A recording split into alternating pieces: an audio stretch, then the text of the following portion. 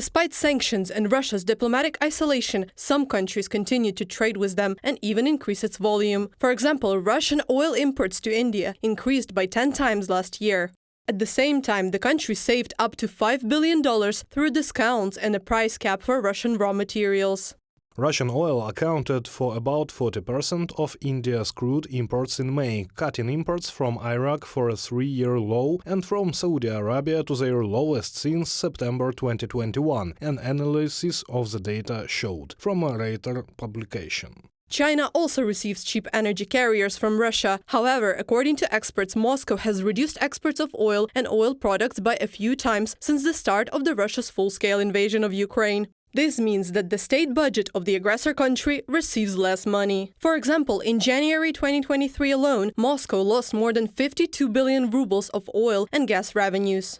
It is China, India, surprisingly the Arab Emirates and even Australia takes a little bit of Russian oil. What is more interesting here is that the sanctions are working very hard. The statistics that just came out showed that Russian oil exports have been 190 million tons this year. But because the statistics were classified before, I would say that the volume of oil has fallen from somewhere around 270 million tons for the year to 190.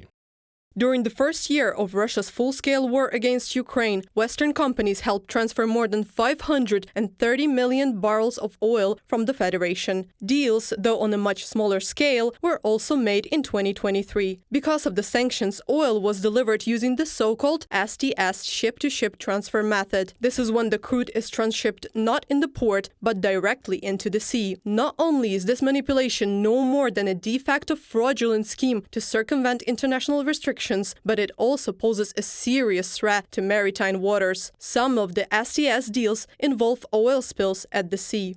Any, even high-tech operations with oil are dangerous, just because oil is oil, and even a liter of oil can ruin a square kilometer of sea surface. When the logistics used to work properly and it all happened in ports, it was under great technological control and everything was convenient. But now, when a ship hangs around at sea and overloads something, it cannot be good.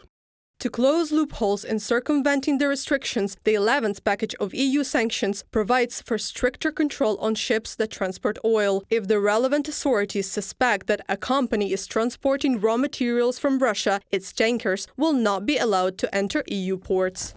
In case of such suspicions or establishing the facts, these ships will not be allowed to enter the terminals and ports of the European Union. In other words, this is a rather serious measure, and let's hope that the European Union will be more active on this issue than before, because there is currently a fleet of more than 150 vessels where such operations to circumvent sanctions take place. However, experts say that the restrictions of the 11th sanctions package are not enough to permanently deprive Russia of oil and gas revenues. When oil is delivered, for example, to refineries in India, Singapore, Turkey or other countries, there it is refined and petroleum products get new commodity code. Eventually it can be received not only to the European Union market but also in the Ukrainian market, so it is very difficult to do anything here because such operations are not prohibited by the sanctions package of the European Union and G7 countries.